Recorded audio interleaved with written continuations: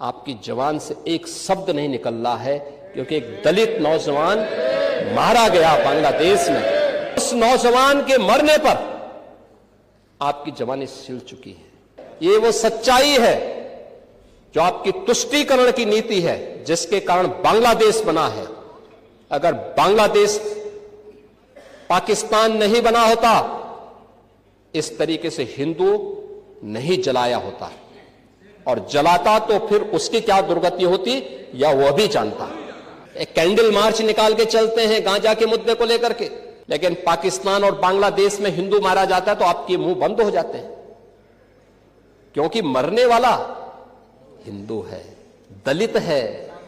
निंदा प्रस्ताव पारित होना चाहिए, और यह प्रस्ताव नेता विरोधी दल की तरफ से आना चाहिए।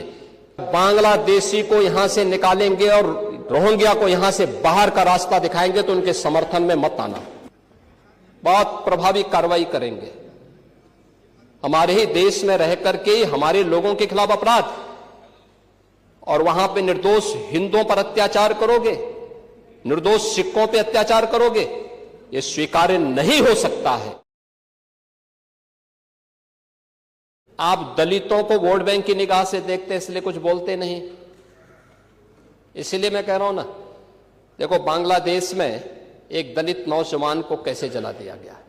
आप लोग गाजा पट्टी में होने वाले किसी भी उस पर आंसू बहाते हैं, लेकिन आपकी जवान से एक शब्द नहीं निकल रहा है, क्योंकि एक दलित नौजवान मारा गया बांग्लादेश में, और उस नौजवान के मरने पर आपकी जवानी सिल चुकी है, क्योंकि आप उसको केवल वोट बैंक के रूप में इस्तेमाल करते हैं। ये राजनीति नहीं है पांडे जी, ये राजनीति नहीं है, ये वो सच्चाई है जो आपकी तुष्टीकरण की नीति है, जिसके कारण बांग्लादेश बना है। अगर बांग्लादेश पाकिस्तान नहीं बना होता, इस तरीके से हिंदू नहीं जलाया होता, और जलाता तो फिर उसकी क्या दुर्गति होती या वह भी जानता। ये सुरक्षा की गारंटी वहां मारे जा रहे हैं हिंदू, आप लोग नहीं बोलेंगे। एक कैंडल मार्च निकाल के चलते हैं गांजा के मुद्दे को लेकर के,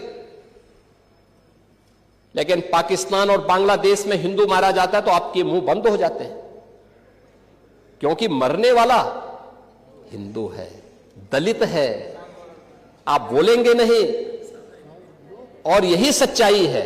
निंदा प्रस्ताव पारित होना चाहिए, और यह प्रस्ताव नेता विरोधी दल की तरफ से आना चाहिए कि इस घटना की हम भर्त्सना करते हैं, और बांग्लादेश सरकार को इस बात की चेतावनी देता हूं। और इसीलिए हम कह रहे हैं, नोट करना, ये चीजें होनी चाहिए, और हमारा भी प्रयास होना चाहिए।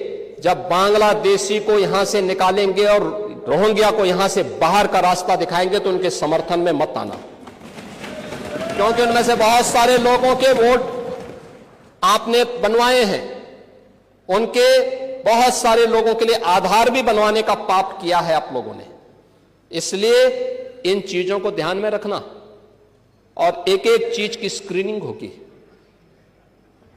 बहुत प्रभावी कार्रवाई करेंगे। हमारे ही देश में रह करके हमारे लोगों के खिलाफ अपराध, और वहां पे निर्दोष हिंदुओं पर अत्याचार करोगे, निर्दोष सिखों पे अत्याचार करोगे, यह स्वीकार्य नहीं हो सकता है।